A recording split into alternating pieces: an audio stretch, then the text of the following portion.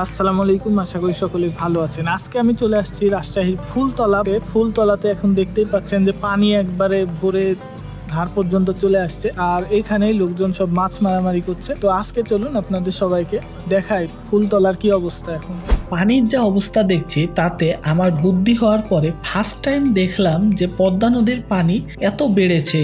আগের বছরও পানি বেড়ে গিয়েছিল, কিন্তু এই বছর তার থেকেও একটু বেশি বেড়ে গেছে। আল্লাহর রহমতে এই বছর একটু বেশি বৃষ্টিপাত হয়েছে, সেই সাথে জানেনই তো বাঁধগুলা খুলে দিলে নদীর পানি বেড়ে যায়। খুলে দিলেও এত দূর পর্যন্ত পানি আসে না, এবার একটু বেশি হয়ে গেছে। আর জানেনই তো যে টি বাঁধও বন্ধ করে দেওয়া হয়েছে, কারণ টি বাঁধেরও খুব কাছাকাছি পানি চলে আসছে।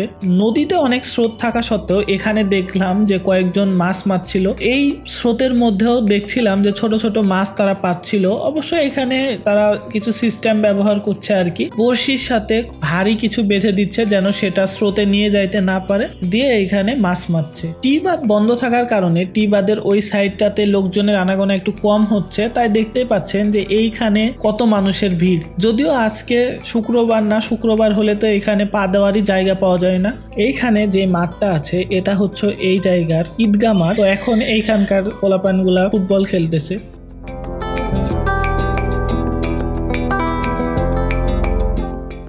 আগের বছরের তুলনায় এবছর পানি অনেকটাই বেড়ে গেছে। আপনারা চাইলে আমার আগের ভিডিওটা দেখতে পারেন, সেটার লিঙ্ক আমি দিয়ে রাখবো ডেসক্রিপশনে বা কমেন্টে। তো সেইখান থেকে দেখতে পাবেন যে আগের বছর পানি বাড়লেও কতটুকু বেড়েছিল, আর এই বছর অনেকটাই বেড়ে গেছে।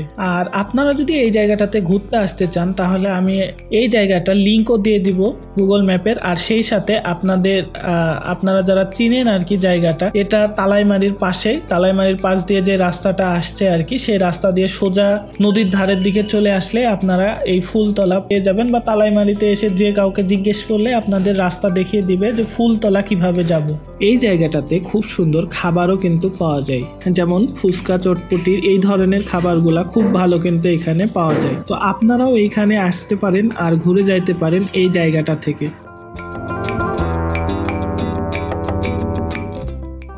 আপনার তো সাহসী না, কারণ নামে আপনার ভাষায় লিখতে পারবে না। চলেন পানিতে নাম, আমি পানিতে নামলে আমাদের পানি সহ করে চলে আসে। যতটুকু বাকি আছে মানে অতটুকু উপরে উঠে যাবে নাকি, যে মানে পানির মধ্যে ভারী কিছু ফেললে যখন এটা কি হয় পানিটা বাড়ি যায়, তো এরকম হবে নদীর। তো আজকের মতো আমি বিদায় নিচ্ছি, দেখা হবে আবার পরের কোনো ভিডিওতে। সেই পর্যন্ত সকলে ভালো থাকবেন, সুস্থ থাকবেন। আসসালামু আলাইকুম।